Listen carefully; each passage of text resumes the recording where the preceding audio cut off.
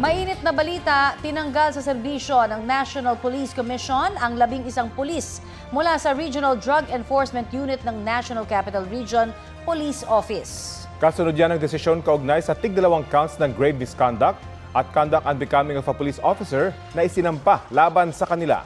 Nag-ugat ang mga reklamo sa sumbong ng 2 ginang kaugnay sa pagdukot sa kanilang mga anak sa magkahiwalay na anti-drug operation sa Maynila at Las Piñas noong 2021. Administrative ang kaso pero sabi ng NAPOLCOM, ang pagdukot ay krimen na may parusa sa ilalim ng Revised Penal Code. Bukod sa dismissal, papatawan din ng iba pang parusa ang mga na-dismiss na pulis. Sabi naman ng Philippine National Police, papanagutin nila ang mga dapat managot at ipagpapatuloy ang paglilinis sa kanilang hanay. Sinusubukan pang hinga ng pahayag ang 11 pulis. Nagmarcha ang ilang labor group sa Espanya Boulevard patungong Mendiola sa Maynila bilang kilos protesta ngayong Labor Day. Panawagan nila dagdag sahod at mas mababang presyo ng mga bilihin. Dala-dala ang iba't ibang placards, pinangunahan ng grupong Kilusang Mayo 1 ang kilos protesta. Ayon kay Piston National President Modi Floranda, patuloy ang panawagan ng kanilang sektor na mapababa ang presyo ng mga produktong petrolyo at matanggal ang excise at value-added tax sa langis. Isinusulong din daw nila na itaas ang minimum wage ng mga manggagawa sa 1,200 pesos, halagang nakabubuhay anya para sa mamamayang Pilipino. Nakaalerto naman ang pulisya sa ilang lugar sa Maynila sa gitna ng mga kilos protesta ngayong araw ng paggawa. May ulat on the spot si Oscar Oida. Oscar! Yes, Rafi, pasado alas 8 ng umaga nang inspeksyonin ni NCRPO Chief Police Major General Anthony Aberin ang perimeter ng Mendiola. Ito'y para matiyak na nasa ayos at sapat ang kanilang ginagawang pagbabantay sa lugar. At base sa naging obserbasyon niya ay satisfied naman ang hepe ng NCRPO. Dito nga sa may CM Recto pa lang, kanto ng San Sebastian, bukod sa mga nakaantabay na mga pulis, naharangan na rin ng concrete at steel barriers at mga barbed wire pa ang kalsada. Bukod pa dyan ang mga container van na nakaharang na rin sa naturang daan. Ganito rin ang sitwasyon sa iba pang kalsada papasok ng Mendiola. Giit ni Aberin, di lang ito basta para mahadlangan na makalapit ng Malacanang ang mga ralista, kundi para maiwasan ang anumang girian sa pagitan ng mga ralista at mga pulis. Ipapatupad daw nila ang maximum tolerance at kaligtasan umano ng lahat ang kanilang prioridad. Pasado alas 10 ng umaga, pero di pa rin na nakakalapit sa hanay ng pulis ang mga ralista. May impormasyon na ang NCRPO na lumihis daw ang mga ito at nagsadya na lamang sa may US Embassy. May nakaantabay na raw silang mga pulis sa naturang lugar. Rafi? Maraming salamat, Oscar Oida. Inaresto ng National Bureau of Investigation ang dating TV host na si Jay Sonsa dahil sa pagpapakalat umano ng peking medical records ni Pangulong Bongbong Marcos. Hinuli si Sonsa sa bisa ng arrest warrant ng Pasay City Regional Trial Court para sa kasong unlawful use of means of publication and unlawful utterances kaugnay sa Cybercrime Prevention Act. Ayon sa NBI, kabilang si Sonsa sa mga may pananagutan ng pagpapakalat ng hindi verified at misleading na impormasyon kaugnay sa kalusugan ng Pangulo. Kwenisyon naman ng kampo ni Sonsa ang inilabas na arrest warrant dahil nakasaad daw rito na non-bailable ang kaso kahit minimal offense lamang anila ito. Hihilingin daw nila sa korte para ipag-utos ang agarang pagpapalaya sa dating TV host. Ang problema, I don't know, but maybe nagkamali ang court, nag-issue ng warrant.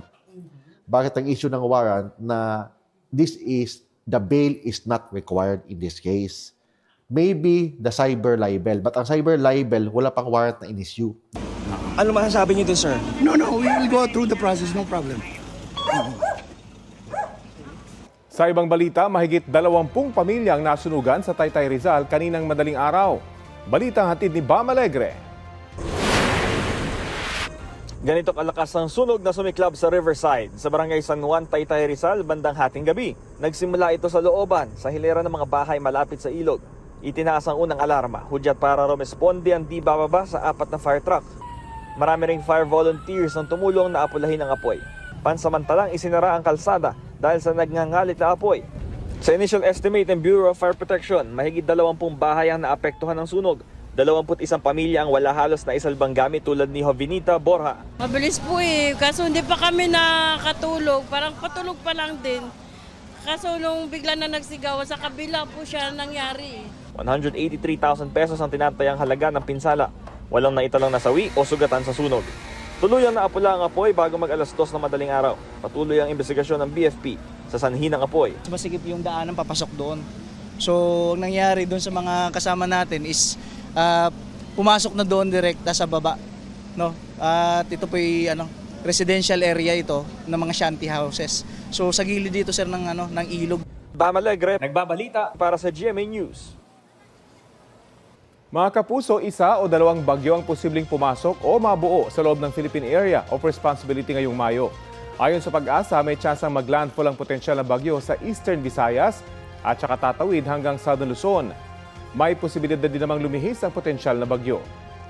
Sa ngayon, walang bagyo o low pressure area sa loob o labas ng PAR. Easterlies pa rin ang pangunahing weather system na maaaring magpaulan. Nakataas ang thunderstorm watch dito sa Metro Manila, Bulacan, Rizal, Laguna at Cavite. Sa gitna ng mainit at malinsangang panahon, may tsansa pa rin ng mga local thunderstorm hanggang mamayang alas 10 ng gabi. Ayon sa Pag-asa, posibleng pumalo sa danger level na 43 degrees Celsius ang heat index sa Dagupan, Pangasinan. 42 degrees Celsius naman sa Bacnotan, La Union at 10 lugar sa bansa. Extreme caution level na 41 degrees Celsius ang posibleng heat index sa Sinait, Ilocos Sur at 15 iba pang lugar. 40 degrees Celsius naman sa Pasay, Quezon City at 9 na iba pang lugar. Stay hydrated po! Ito ang GMA Regional TV News. Kung mainit ang panahon sa ilang panig ng bansa, inulan naman ang Baguio City. Binahanga ang ilang lugar sa barangay Irisan at rumagasapa ang tubig sa kalsada. Nagdulot pa ito ng putik na pumasok sa ilang bahay. Nagka-rockslide naman sa barangay Dominican Mirador. Nabutas ang pader ng isang bahay matapos mabagsakan ng malaking bato. Nag-abot na ng tulong ang City DSWD sa mga apektadong residente. Ayon po sa Pag-asa, localized thunderstorm ang nagdulot ng masamang panahon sa Baguio City. Nasagip ang 9 na pasahero ng isang lumubog na motorbangka sa Mamburao Occidental, Mindoro. Ayon sa Coast Guard Substation Mamburao, nagpadala sila ng sea ambulance matapos malaman ang tungkol sa lumubog na motorbangka. Nang marating ang lugar, agad iniahon ang mga sakay ng motorbangka. Nasa maayos ng kalagayan ang lahat ng mga nasagip at nakauwi na rin sa kanilang pamilya. Batay sa investigasyon, lumubog ang bangka matapos itong pasukin ng tubig dahil sa malalakas na alon.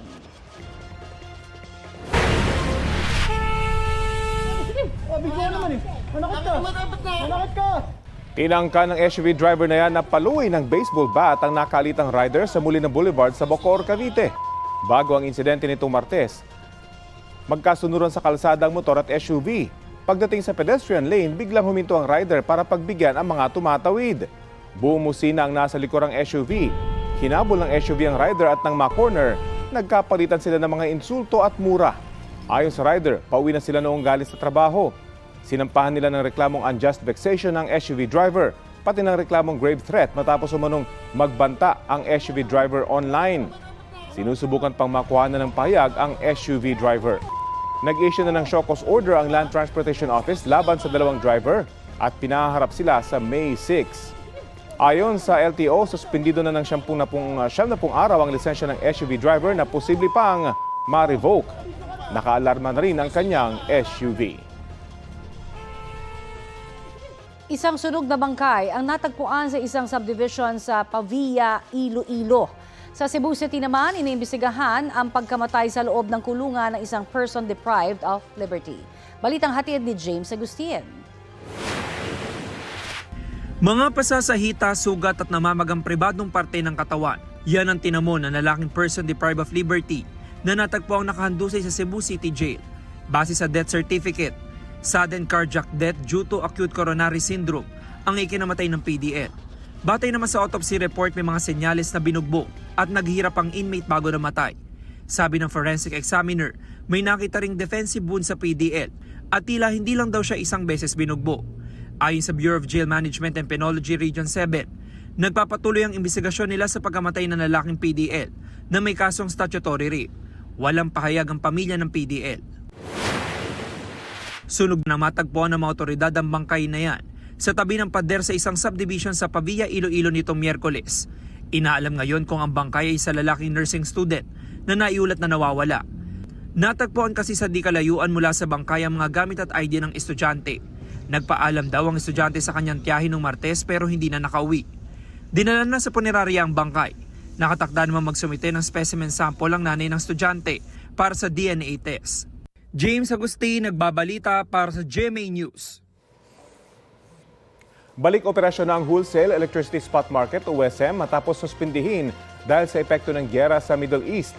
Ayon sa Energy Regulatory Commission, makakatulong ang WESM para iayon ang presyo ng kuryente sa kasalukuyang market condition habang pinoprotektahan ang kapakanan ng consumers. March 26 nang ipatigil ang operasyon ng WESM para maiwasan ang sobrang pagtaas ng singil sa kuryente at matiyak na sapat ang supply nito. Sa WESM nagbebenta ng kuryente ang mga power generator. Doon din makakabili ng kuryente ang distribution utilities, electric cooperatives and suppliers sa bansa kung kinakailangan.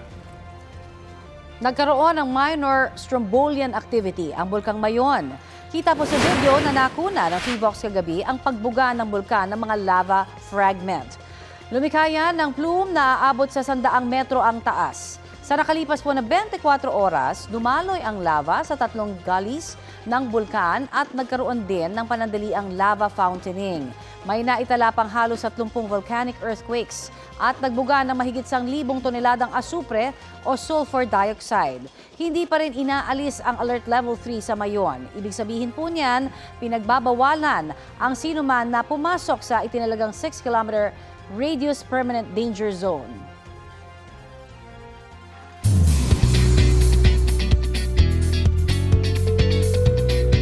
Avisala Encantadex! Sumakses ang mga bagong sangre na maging kakampi ang mga sinaunang pasneya.